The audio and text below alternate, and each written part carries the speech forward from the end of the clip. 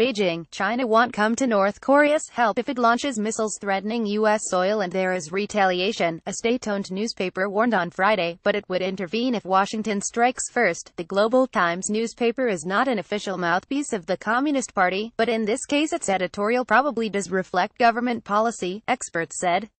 China has repeatedly warned both Washington and Pyongyang not to do anything that raises tensions or causes instability on the Korean peninsula, and strongly reiterated that idea Friday.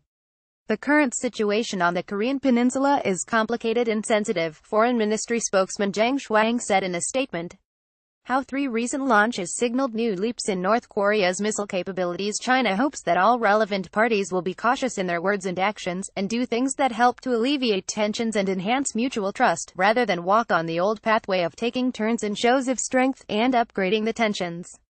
In an editorial, the Global Times said China should make it clear to both sides when their actions jeopardize China's interests, China will respond with a firm hand.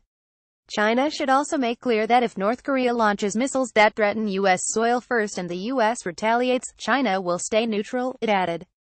If the U.S. and South Korea carry out strikes and try to overthrow the North Korean regime and change the political pattern of the Korean peninsula, China will prevent them from doing so. The warning comes at the end of a week of threats and counter-threats between Washington and Pyongyang, and as the United States weighs its options to deal with the threat of North Korea's nuclear and missile program. The Brinkmanship weighed on world financial markets for a 4th consecutive day.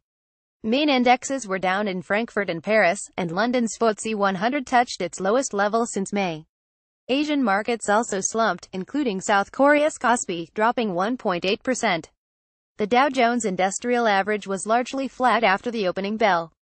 On Tuesday, President Trump threatened to respond to further threats from North Korea by unleashing fire and fury like the world has never seen. Pyongyang in turn threatened to strike the U.S. territory of Guam in the Western Pacific with ballistic missiles. In this U.S. Department of Defense, a B-1B Lancer prepares to take off from Andersen Air Force Base, Guam on August 7. Richard P. Ebensberger, FPGT Images. The paper's comments reflect the 1961 sign-on North Korean Treaty of Friendship, Cooperation, and Mutual Assistance, which obliges China to intervene if North Korea is subject to unprovoked aggression, but not necessarily if Pyongyang starts a war. The key point is in the first half of the sentence. China opposes North Korea testing missiles in the waters around Guam, said Shang Xiaohe, a North Korea expert at Renmin University of China in Beijing. With the situation on the Korea Peninsula sliding dangerously toward the point of no return, Chinese media are starting to declare their positions on any potential war, he said. Secondly, in a half-official way, China is starting to review and clarify the 1961 treaty. China has become deeply frustrated with the regime in Pyongyang, and genuinely wants to see a denuclearized Korean peninsula. But it has always refused to do anything that might destabilize or topple a regime, which has long been both ally and buffer state. That's because Beijing does not want to see a unified Korean state allied to the United States right up against its border. Indeed, hundreds of thousands of Chinese soldiers died during the 195,053 Korean War.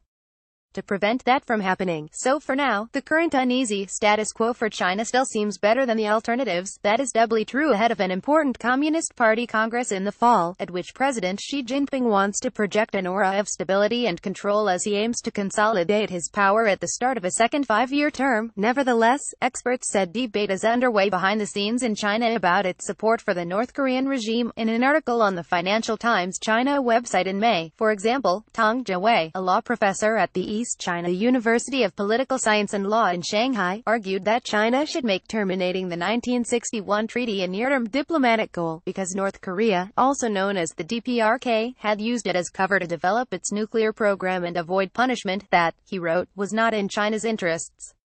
In the past 57 years, the treaty has strongly protected the security of the DPRK and peace on the Korean peninsula, but it has also been used by the North Korean authorities to protect their international wrongful acts from punishment, he wrote.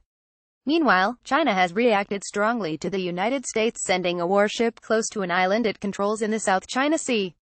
The U.S. Navy destroyer, USS John S. McCain, traveled close to Mischief Reef in the disputed Spratly Islands on Thursday, in the third freedom of navigation exercise in the area conducted under the Trump administration, Reuters reported. China's defense ministry said 2 Chinese warships jumped into action and warned the U.S. ship to leave, labeling the move a provocation that seriously harms mutual trust. China's foreign ministry said the operation had violated international and Chinese law and seriously harmed Beijing's sovereignty and security. The Chinese side is strongly dissatisfied with this and will lodge solemn representations to the U.S. side, the ministry said in a statement. Shirley Fung in Beijing and Brian Murphy in Washington contributed to this report.